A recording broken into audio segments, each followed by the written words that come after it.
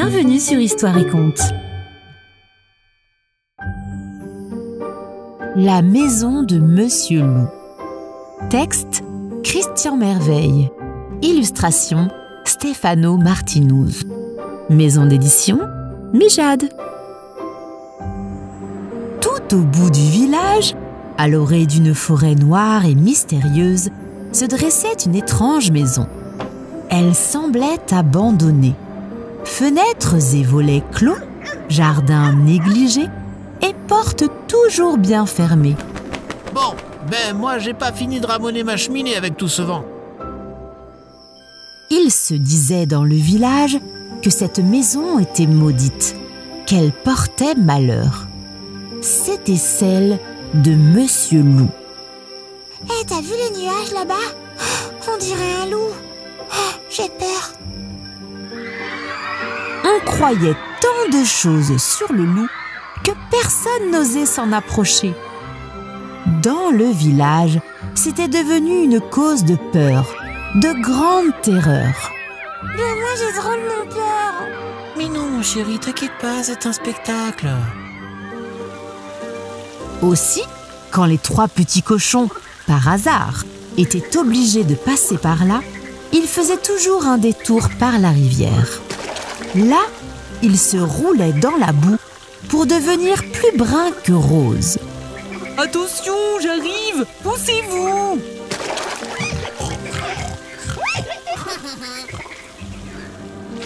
Car des petits cochons pleins de boue, le loup n'aime pas ça du tout. Ça lui rappelle trop la soupe aux cailloux, qui a si mauvais goût. Il ne reconnaîtra jamais comme ça. Ah oui, c'est sûr, hein. Mais bon, dépêche quand même. Le petit chaperon rouge, pour aller voir sa grand-mère qui habitait au milieu de bois, était obligé de passer par là. Elle prenait soin de chausser à chaque fois d'énormes bottes de 7 lieues. Et hop, avec mes bottes, il aura même pas le temps de me voir. En 2 temps 3 mouvements, elle passait en coup de vent. Ainsi, le loup, même en courant, ne pourrait jamais la rattraper. Quand la chèvre et ses 7 chevreaux s'en allaient cueillir des champignons, ils devaient bien passer par là. Alors ils ramassaient des feuilles d'arbres et de rhubarbe et se transformaient eux-mêmes en verdure. Et moi, ça ira comme ça, maman, avec mes feuilles sur la tête? Chacun sait que le loup n'est pas végétarien et que les légumes ne l'intéressent en rien. Leur maman à leur côté, les chevreaux étaient rassurés. « C'est très bien les enfants, c'est parfait, je vous vois tous, tout le monde est bien camouflé. » Quand Pierre passait par là, il emportait toujours son violon.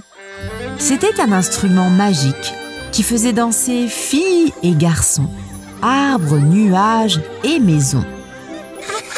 Merci Pierre, j'adore cette musique. Il se disait que si le loup pointait son museau, ce serait bien drôle de le voir danser le tango. Je suis sûre que le loup, il aimerait bien ma musique. Je suis sûre qu'il danserait dessus.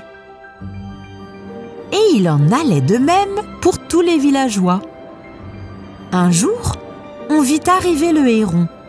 C'était le facteur, et il avait une lettre à remettre à Monsieur Loup. « Oh, il y a du vent aujourd'hui. Ça va être difficile de se poser. »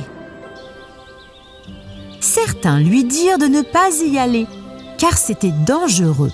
« Vous savez, ma petite dame, une mission est une mission. » D'autres lui dirent aussi qu'un loup ne savait ni lire ni écrire. Et puis, était-on bien sûr que quelqu'un habitait dans cette sordide maison? Vous savez si Monsieur Loup est là? Alors là, j'en sais rien du tout. Mais le héron ne changea pas d'avis. Une lettre, c'est une lettre. Et il était tenu, d'après le règlement, de la remettre en main propre à son destinataire. Il se dirigea donc vers la maison de Monsieur Loup, suivi par tous les habitants qui, pour la première fois, ne s'étaient pas déguisés, mais essayaient tout de même de se cacher. Oh, moi, je crains pour lui. Ça y est, je vois. Je regarde par-dessus. Pour l'instant, je vois rien. Arrivé à la maison, le héron sonna et attendit. Tout le monde retenait son souffle. Soudain, la porte s'entr'ouvrit et on vit apparaître un hibou. Monsieur Loup ? Demanda le facteur. C'est bien moi, oui. Quoi ? C'est vous ? Ben oui, qui voulez-vous que ce soit? J'ai une lettre pour vous, annonça le héron en la lui tendant. Vous pouvez signer le reçu ici. Le hibou rajusta ses lunettes et signa le document. C'est le petit chaperon rouge qui osa prendre la parole en premier. Ainsi, c'est vous, Monsieur Loup. On ne vous voit jamais. Votre maison a toujours l'air vide. C'est que je suis un hibou, même si je m'appelle Monsieur Loup. Plus d'un âne s'appelle Martin, savez-vous?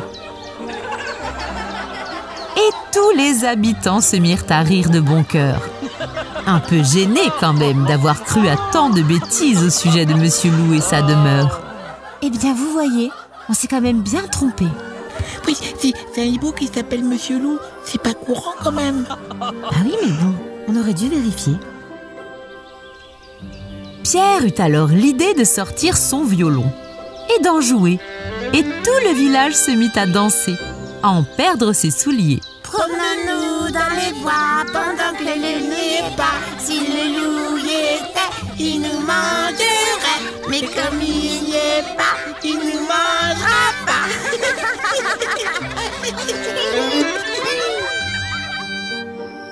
La nuit est tombée, la lune s'est levée.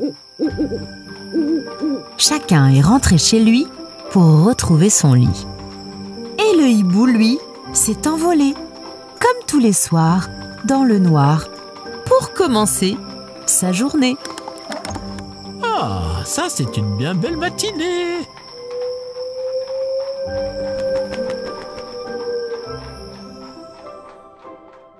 Tout le village pensait que c'était un loup, mais ils s'étaient tous trompés. Tu vois, il faut toujours vérifier. Ça fait du bien de se détendre avec des histoires. Si tu as aimé ce livre, tu as le lien pour l'acheter en dessous, dans la description. Et pour ne louper aucune histoire, tu peux t'abonner à la chaîne, activer la cloche pour être informé des nouveautés, mettre un pouce en l'air et nous écrire un joli commentaire. À très vite les amis. Histoire et conte au pluriel.fr